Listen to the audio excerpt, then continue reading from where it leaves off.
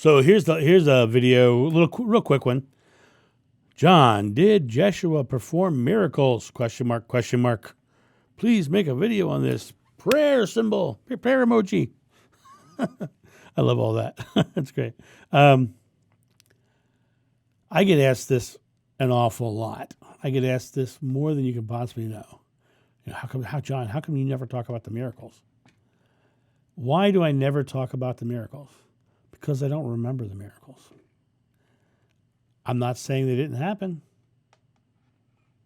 I'm saying I just don't remember. My memories are far from complete. The memories that I am tapping into, be they mine or someone else's, are far from complete. I remember walking with the man, admiring the man, loving the man. I remember seeing him after the crucifixion. So technically, I guess that would be a miracle in the biblical sense. In the Hindu sense, it's just something that gurus do. They project their consciousness and reform their body around the consciousness, which in the Bible, Jeshua says to the ladies, don't touch me, I'm not fully back yet, right? So he's manifesting his body. But it really comes down to the idea of why aren't I seeing miracles?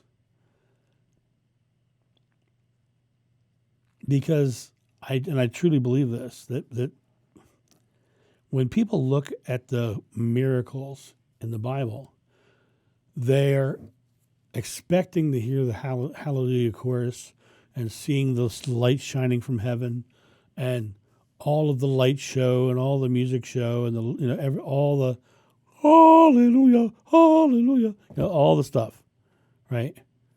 But miracles, in my belief and in my experience, and when I say experience, I mean I've experienced what people would consider miracles.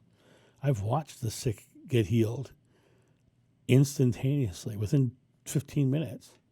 They're suddenly healed, right? But the interesting thing is that it didn't look like a light show at the moment. It was just how it was. The Hallelujah choir never sang. The lights never came down from heaven, right? And so for me, the walking and learning and understanding is far simpler. It's far less. To do the Bible nowadays, you would need industrial light and magic to do the computer graphics, right? Because and the earth shook and the altar cracked in two, and well, look at that. The earth shook and the altar cracked in two. So the earth shook. I've heard of earthquakes. Anybody else heard of earthquakes? The city of Beth Shean in Israel is a archaeological ruin that was struck by an earthquake. The earth shook, boom, right? The altar cracked. There were lots of broken rocks, and the altar was probably a giant rock, right? And it cracked in the earthquake. So, whatever, there's all kinds of esoteric stories, and like people say, what about the walking on water? I don't remember it. What about the feeding with the fish and the loaves? I don't remember it. Doesn't mean it didn't happen. I just don't remember it. Miracles. What I think is most important, however, is not worrying about those miracles because they really don't mean anything. You are the creator of your experience. You are the divine creator. You create your miracle. I mean, I did over 4,000 live comedy sword fighting stunt shows when they told me I would never walk again, right?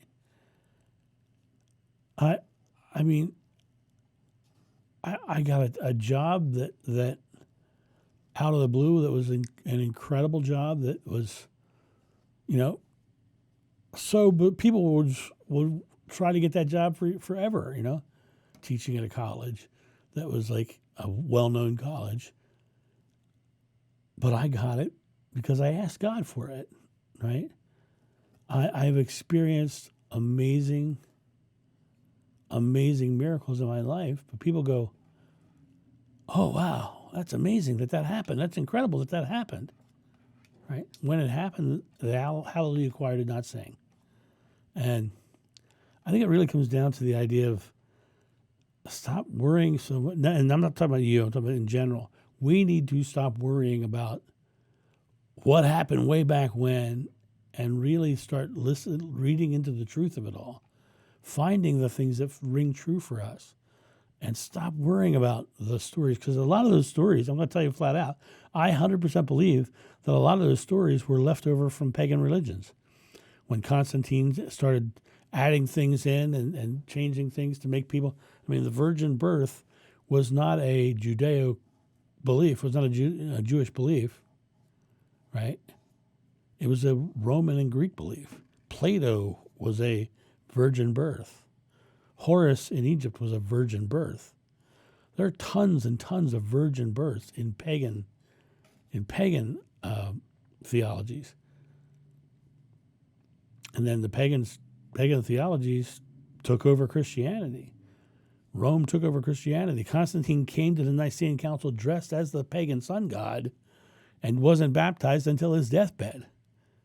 So he was a pagan his entire life because he wanted to party like a pagan and go to a Christian heaven. So he was like, toga, toga, toga. And then bam, he went to a Christian heaven because he got baptized just before it happened. So it comes down to this whole idea of, why did all the Christian holidays get set right next to pagan holidays?